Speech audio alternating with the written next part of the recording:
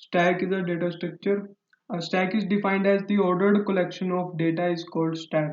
जो stack होता है उसके अंदर हमारे पास जितने भी एलिमेंट्स होते हैं वो सारे के सारे एक ordered collection में स्टोर होते हैं डेटा के अंदर. A stack has a special feature that insertion and deletion of element is done at one end. Stack की एक स्पेशल फीचर होता है कि जिसके अंदर आप इंसर्शन और डिलीशन कर सकते हैं सिर्फ एक एंड से. फॉर एग्जाम्पल एक रियल लाइफ एग्जांपल है इसका. रियल लाइफ एग्जांपल ये है कि आपके पास जो बिकर होता है, बिकर के अंदर आपके पास जो सामान रखा होता है उसके अंदर इंसर्शन और डिलीशन होती है सिर्फ और सिर्फ एक पॉइंट से, एक एंड से. वो एंड कौन सा होता है? आपका जो माउथ होता है उस बिकर का, आप उसी के अंदर से आप इंसर्ट कर सकते हैं किसी भी चीज को और वहीं से डिलीट कर सकते हैं. तो स्टैक जो होता है वो भी उसी तरह का होता है जिसके अंदर आप इंसर्शन और डिलीशन कर सकते हैं सिर्फ एक ही एंड से. फॉर एग्जाम्पल यहाँ पे एक पिक्चर दिख रही है.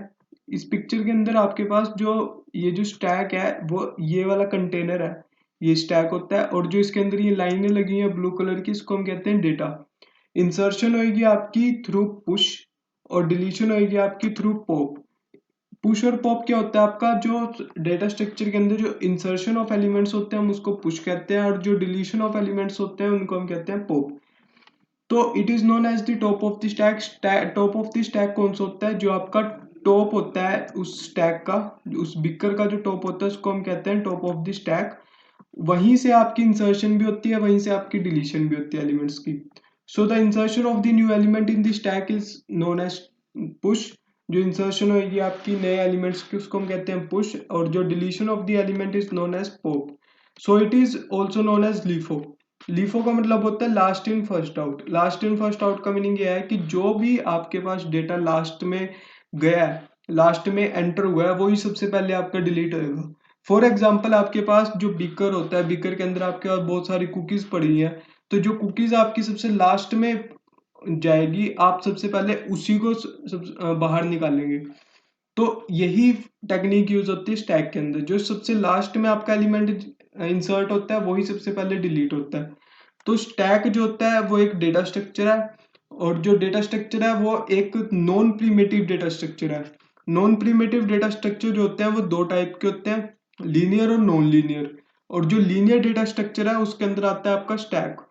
हम इसको लीनियर डेटा स्ट्रक्चर इसलिए कहते हैं क्योंकि जितने भी आपके डेटा स्टोर होता है स्टैक के अंदर वो एक सिक्वेंशियल मैनर के अंदर होता है.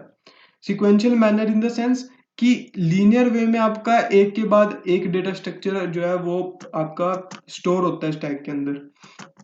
जो नॉन लीनियर डेटा स्ट्रक्चर होता है वो उसके अंदर आपके आते हैं ट्रीज और ग्राफ.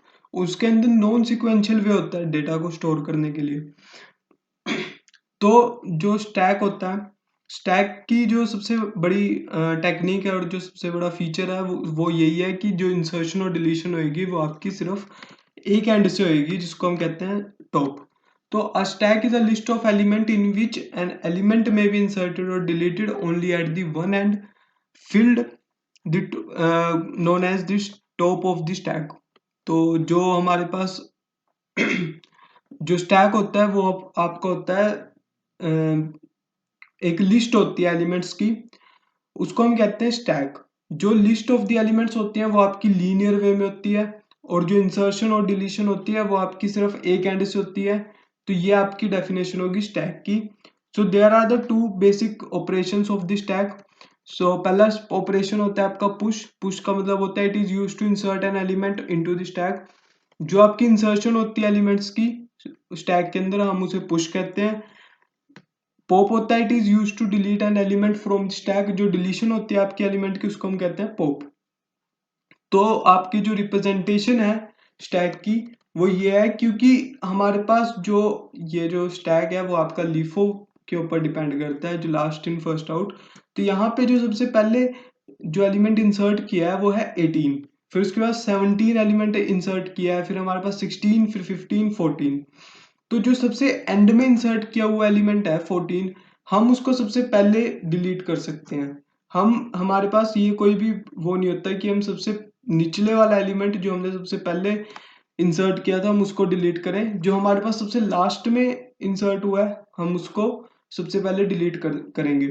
तो अब इसके अंदर जो लास्ट एलिमेंट है जब वो डिलीट होएगा तो हम उसे कहेंगे पॉप ऑपरेशन परफॉर्म हुआ है इसके ऊपर। और जब हम 18 को इंसर्ट करेंगे तो हम इंसर्शन करेंगे तो हम उसको कहेंगे पुश ऑपरेशन परफॉर्म हुआ है स्टैक के ऊपर। तो हमारे पास जो ऑपरेशंस है उसके दो एल्गोरिदम्स होते हैं, पुश एल्गोरिदम और पॉप एल्गोरिदम होता है हमारे पास। पुश का मतलब होता है इंसर्ट करना। अब जो हमारे पास पुश ऑपरेशन है उसके अंदर हमारे पास इंसर्शन हो रही है, और इंसर्शन तभी पॉसिबल है जब हमारे पास जो स्टैक है वो खाली होएगा, तभी इंसर्ट होएंगी चीजें। अब ऐसा तो है नहीं कि पूरा का पूरा स्टैक फुल है तो उसके बाद हम उसके अंदर इंसर्शन नहीं कर सकते एलिमेंट्स की। तो सबसे पहले हमें ये चेक करना पड़ेगा कि हमारे पास जो स्टैक है वो खाली है या नहीं है। अगर खाली है तभी आपके पास इंसर्शन होएगी, तभी पुश ऑपरेशन परफॉर्म होएगा। तो स्टेप वन इसका यही है कि top is equal to maximum.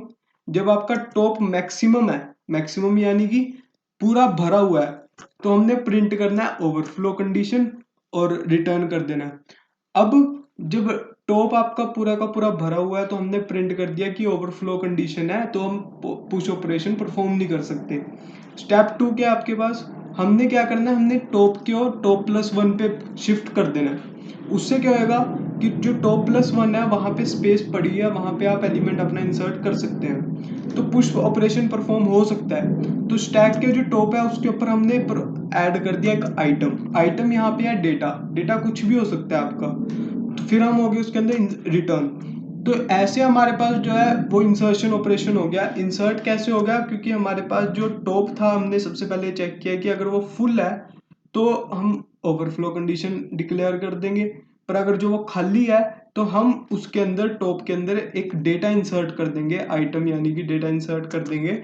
Insert करने के बाद हम रिटर्न कर देंगे, तो हमारे पास एक इंसर्शन ऑपरेशन कंप्लीट हो गया। फिर आता है हमारे पास पॉप ऑपरेशन। पॉप ऑपरेशन होता है हमारे पास डिलीशन के लिए, एलिमेंट को डिलीट करना। तो डिलीशन ऑफ एलिमेंट तभी पॉसिबल है जब हमारे पास जो एलिमेंट जो स्टैक है उसके अंदर कुछ ना कुछ डेटा होएगा, तभी हम उसको डिलीट कर सकते हैं। तो सबसे पहले हमने चेक करना है कि हमारे पास जो एलिमेंट जो स्टैक है उसके अंदर कोई डेटा है या नहीं है। सबसे पहले अगर जो हमारे पास टॉप जो है वो इक्वल टू जीरो है, टॉप मतलब कि खाली पड़ा है, तो हमारे पास कंफर्म हो गया है कि हमारे पास इसके अंदर कोई भी एलिमेंट नहीं है। तो हम अगर जो कोई भी एलिमेंट नहीं है तो हम उसके अंदर कुछ भी डिलीट नहीं कर सकते। तो डिलीट नहीं करेंगे तो पॉप ऑपरेशन नहीं होगा। तो सबसे पहले हमने सेट कर दिया कि हमारे पास मान लो टॉप के ऊपर कोई आइटम पड़ा हुआ है, टॉप के अंदर कोई आइटम पड़ा है, मतलब हम उस आइटम को डिलीट कर सकते हैं स्टैक के अंदर से। तो हमने टॉप को सेट कर दिया टॉप माइनस वन पे। टॉप को टॉप माइनस वन पे सेट इसलिए किया है क्योंकि हमारे पास जो हमने डिलीट करना है किसी भी एलिमेंट को, तो उसकी हमें टॉप को सेट करना पड़ेगा उससे नीचे, ताकि हमारे पास जो ऊपर वाला एलिमेंट है वो डिलीट हो सके। फिर हम कर देंगे रिटर्न। तो इस तरह हमारे पास पॉप ऑपरेशन परफॉर्म होता है। तो यहाँ पे दो वर्ड्स दिए हैं, एक ओवरफ्लो कंडीशन, एक अंडरफ्लो। ओवरफ्लो का मीनिंग होता है कि overflow is a condition when no more element to be added on a stack. जब कोई और एलिमेंट ऐड ना हो सके तो हम उस कंडीशन को कहते हैं ओवरफ्लो कंडीशन। अंडरफ्लो कंडीशन वो होती है जिसके अंदर, underflow condition is a condition in which when no more deletion is possible. मतलब जो हमारे पास डिलीशन है मतलब कि जब हमारे पास अंडरफ्लो का मतलब होता है कि डिलीट नहीं कर सकते हम उसके अंदर से, क्योंकि हमारे पास कोई भी एलिमेंट नहीं है तो हम उसके अंदर से कुछ भी स्टैक के अंदर से डिलीट नहीं कर सकते। तो हम उसको हम कहते हैं कि अंडरफ्लो कंडीशन के अंदर है। और यहाँ पे फिर आता है आपके पास पोलिश नोटेशंस। पोलिश नोटेशंस क्या होती है आपके पास, there are three types of Polish notations. तीन तरह की पोलिश नोटेशंस